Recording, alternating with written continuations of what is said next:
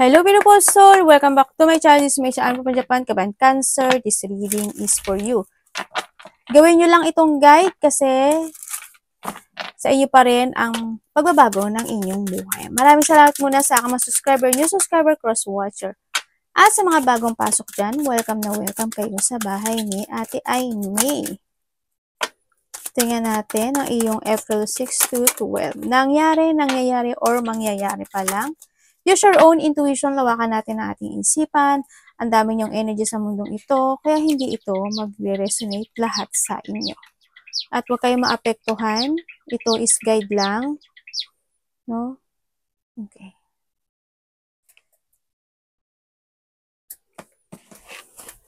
Okay, sa iba sa inyo, hanggang yung mga you have a duty, or may mga burden, or may mga big problem na maaring pinagdaanan nyo na, or pagdadaanan nyo. So, nakita ko dito, handi mga kalungkutan, basta have faith lang daw. Sana walang loss, o walang nawala sa buhay nyo. So, nakita ko dito. And nakikita ko rin naman sa iba sa inyo na there's a luck beside you, either sa gamble, or magkakaroon ng mga growth, or positivity happen into your life. Sa iba dito, extension.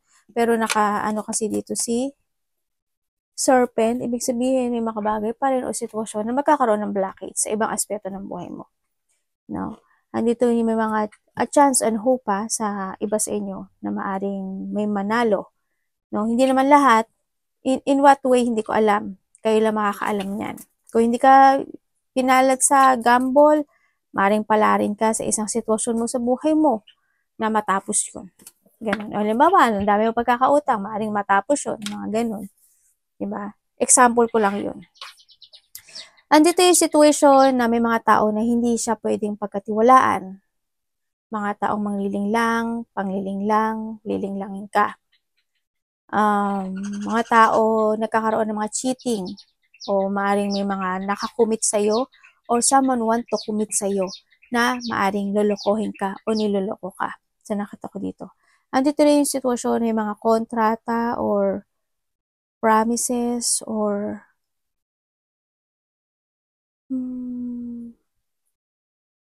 pero hindi ko nakikita kasi na good yun eh. No? Pero mag-trust ka sa intuition. The more na magta-trust ka sa intuition mo, the more na magiging okay naman siya.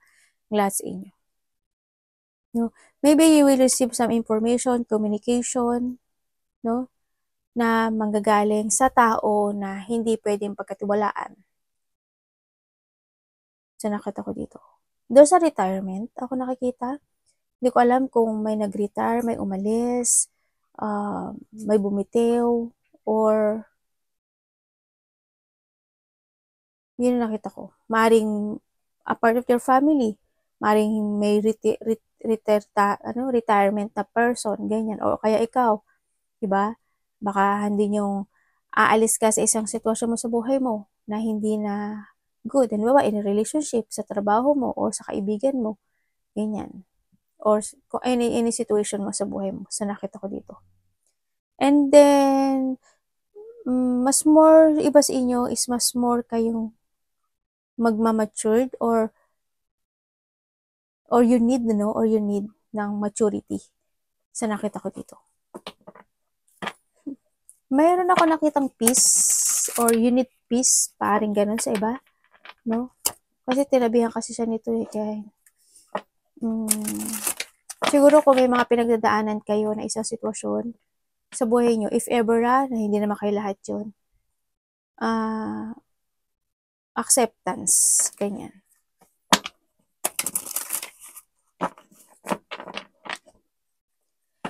Okay, tingnan natin ang iyong energy. May mga no, ingat ka basta mag-iingat ka sa makikipag-dealing sa'yo, makikipag-partnership sa'yo, ganyan. Sa mga tao na pwedeng magbigay ng promises sa'yo. Nasa sa inyo pa rin yan kung ano yung itatakbo ng life niyo. Energy niya.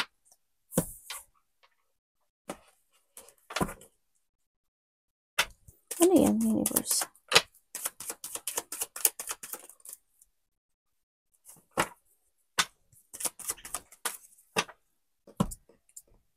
Okay, ang energy mo, sa nakita ko sa'yo dito, okay. Sa iba sa inyo, Siguro andito kayo sa sitwasyon nyo na maaring magkakaroon ng paghihigpit either to your money o kaya sa mga pagpaplano mo or action mo this time, no? Maaring magkakaroon ng mga preparation o kaya may mga ipaprogress ka this time sa nakita ko dito. And then, yung iba naman sa inyo, may mga i-withdraw na kayo sa sarili nyo. Ganyan, may mga withdrawal or anything, may ganun. Tapos, may iba is may loneliness, feeling loss, or nakikita ko dito na may tao dito na disconnected na sa'yo in a distance. Ang nakita ko na gusto kanyang kausapin.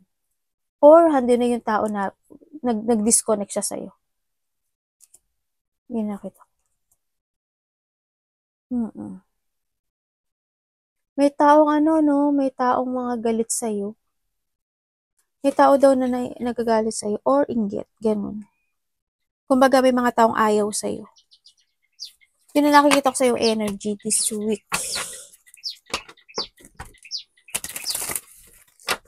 Tingnan natin ang parating kay Cancer.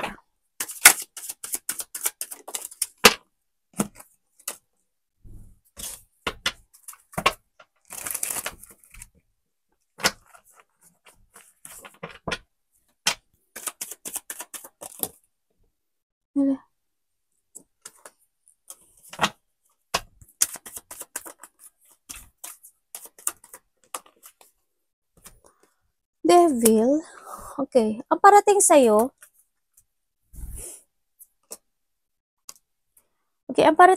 dito is kailangan mo daw ng healing, no? You need to heal or may mga sitwasyon na kailangan mo pag-isipang maigi dito kasi magkakaroon ka ng choices sa buhay mo. No? O kaya may mga gagawin kang task, priorities, o may mga gagawin kang action this time na kailangan wag mong siyang madiliin. No, maaari may mga gagawin creation or maghahanap ka ng isang clarity into your life. Pero you need to trust more to your intuition dito para hindi mag-miss yung mga situation mo o mga balak mo this time. May tao rin ako na nakikita dito na gusto niya ng communication sa'yo. Ito yung tao na ayaw kanyang maging masaya o ayaw niya magparaya sa'yo. So nakita ko dito, yun, gusto niya makapag-communicate or you're reminiscing the person na naggawa sa'yo ng hindi maganda. Maring kapatid mo, anak mo, karelasyon mo, nakakonekto sa'yo. Maring kasama mo sa trabaho, iba dito. Yun ang nakikita ko. Iba dito, may mga i-daydream daw kayo, fantasizing, maaaring marirevisit mo yung mga nakaraang situation, bad and good situation, mga ganyan. Tingnan natin ang may taong dito, no? May tao ko nakita dito na makasarili, sakim, sinungaling, babaero, lalakero, temptation, controller, or palaim ng alak, maaring iba sa inyo, nakikita ko rin maaring may mga hindi magandang ginagamit, ganyan. Mga bawal na gamot kayo.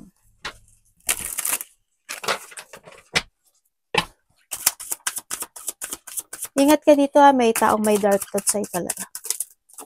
Or ikaw yun. Vice versa.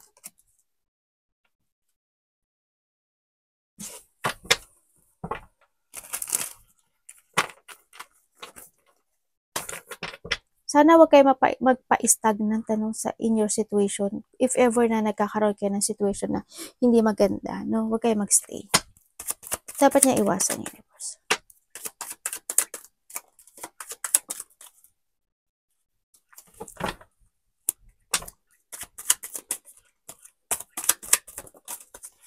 Okay. Okay, iwasan mo daw ang isang sitwasyon na maging weak ka or isang sitwasyon na mapanghinaan ka ng loob, lakas ng loob, tibay ng loob, no? O yung uncontrol ka in a situation, iwasan mo din yung isang sitwasyon na wala kang gawin. Yung maghihintay ka lang na kusang isang click mo lang ay magbago yung buhay mo, hindi. Hindi daw yung mangyayari. You need to take it action, no?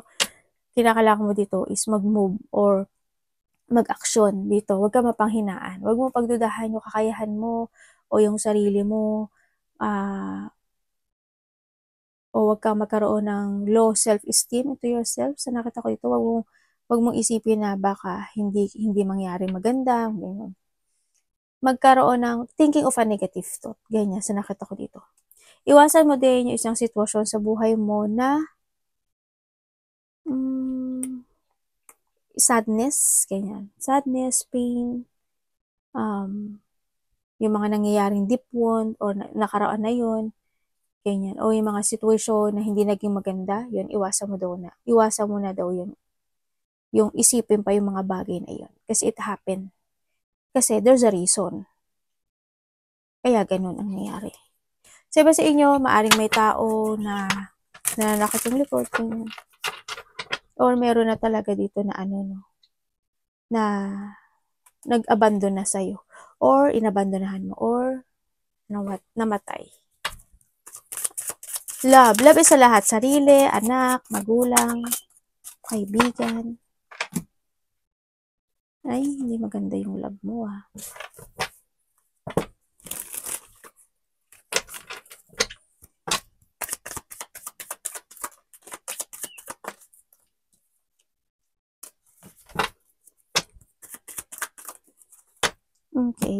Okay, when it comes to love, nandun na talaga yung maaring nagkaroon ng paghihiwalay, no? Nagkaroon na talaga ng letting go dito. Maaring you escape or someone escape in this relationship, masyadong stress o masyadong hindi maganda yung relationship na to sa nakikita ko dito, at maaring yung isa, ibinigay naman niya yung effort and hard work niya doon sa sitwasyon, pero hindi pa rin naging maganda yung relationship. Ganun. Maaring kung kayo is nagkahiwalay nitong tao na to, kasi nagkahiwalay na kayo, pero ang nakikita ko dito, handin pa yung isa sa inyo is na still pa rin dito sa relationship. Kumbaga, nagkakaroon pa rin siya ng tupat dito, no? Sa nakikita ko dito. Gusto niya pa rin na magkaroon ng working out itong situation na to, sa nakita ko dito, kasi naaalala ka pa niya. Maaaring hindi pa to nakaka-move on in a relationship na hindi naging maganda sa inyo. Kahit na nagkaroon na ng pag-let it go, naalala niya pa rin yung relationship na to. Kung kayo is magkasama nitong tao na to, sa nakikita ko dito,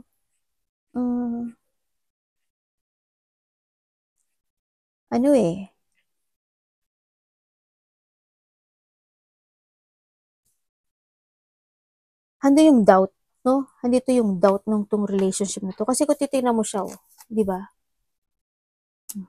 Hindi good yung energy niya dito. It's more on thinking and doubt itong relationship. Kasi nahandi either ikaw or siya is binibigay nga yung effort and hard work, pero yung isa, maaring hindi naman siya nagbibigay ng ganun ka-effort when it comes dito sa relationship. Isa lang yung kumakapit, no? Sa nakita ko dito. Pero kayo pa rin makapagsabi niya kasi relasyon niya yan. Pero kung titingnan ko dito is sa relationship na to, hindi ko lang alam kung ikaw is napasok ka sa inner option or yung tao na to or vice versa tayo, nag-iisip na siya ng tatahakin yung landas. Yun ang nakikita ko sa kanya. Maaring isa sa inyo is nakokontrol in this relationship. Kasi isa sa inyo, sarili lang niya iniisip niya. Tingnan natin ang iyong money. Nai-stagnant yung relationship na ganito. Kumbaga, hindi nagkakaroon ng growth. No? Anak, baba ka muna. Money.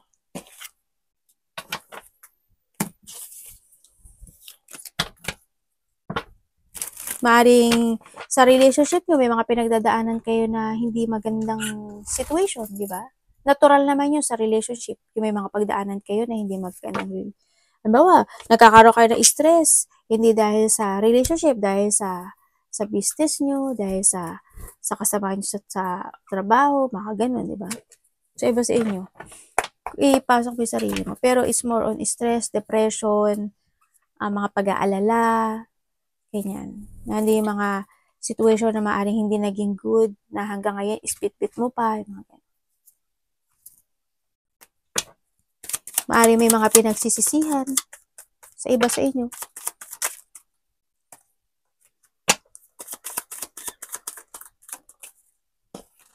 Ay, bakit gano'n? Nagkaroon na pala ng separation, ano? Diba?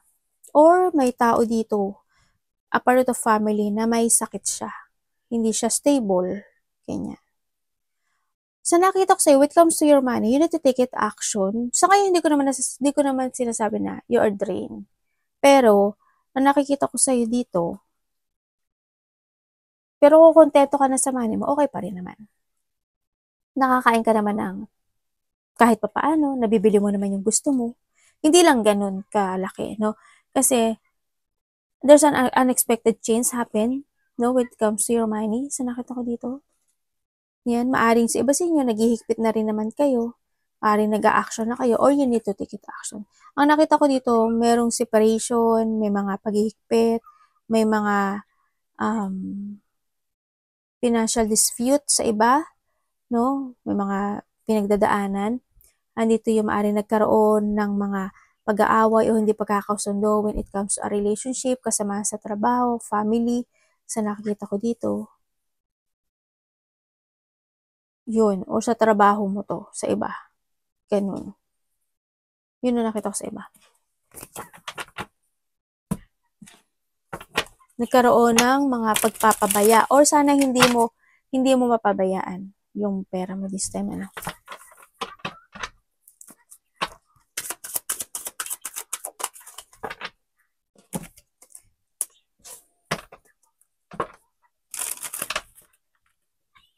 May travel kayo, or someone is aalis. May pag-alis eh. Ano po to, universe? May mga pagpaplano.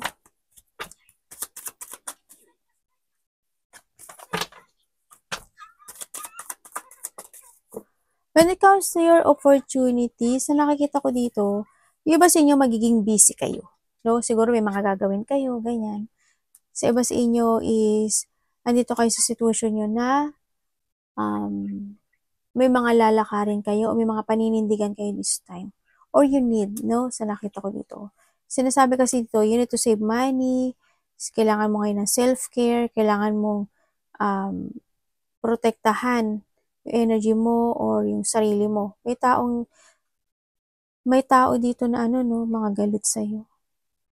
May tao mga galit sa'yo. May mga sitwasyon na hanggang ngayon hindi mo pa siya kayang i-let go. Maaaring nga dito rin yung sitwasyon na may mga kinikim-kim ka na bagay-bagay, no, sa sarili mo. Sa nakita ko dito.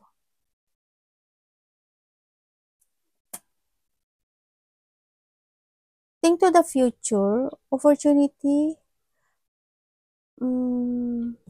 Tanungin ko nga to siya. Ano po to, universe?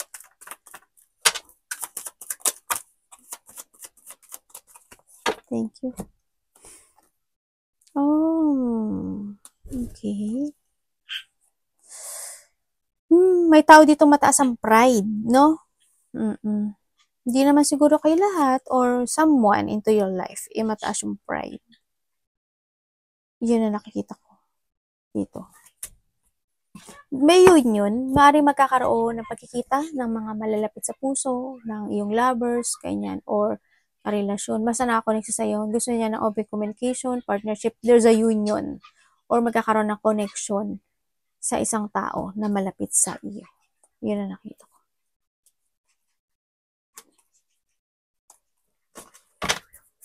Advice po kay Cancer Universe.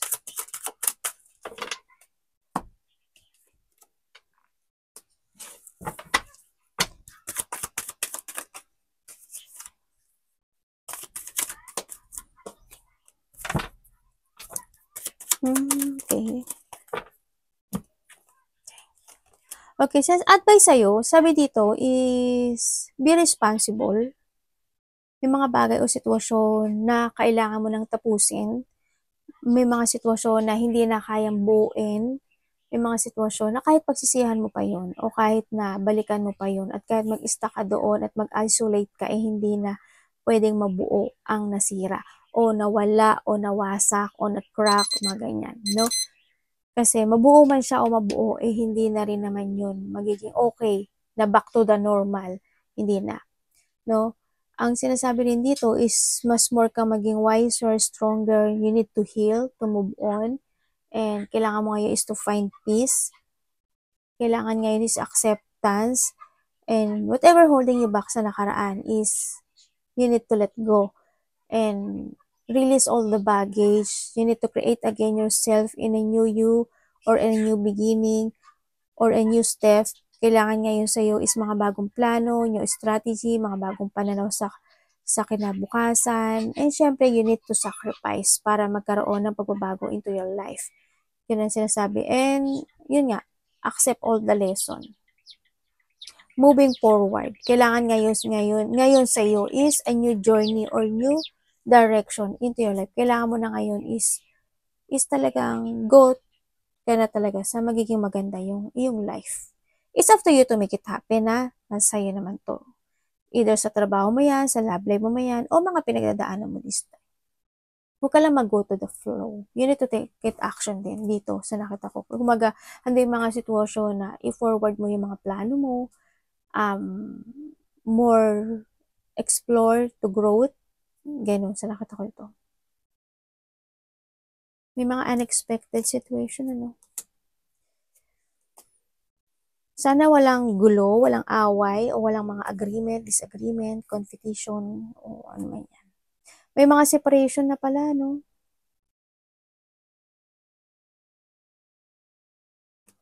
Yun ang nakita ko dito. Arigatou naman sa God bless.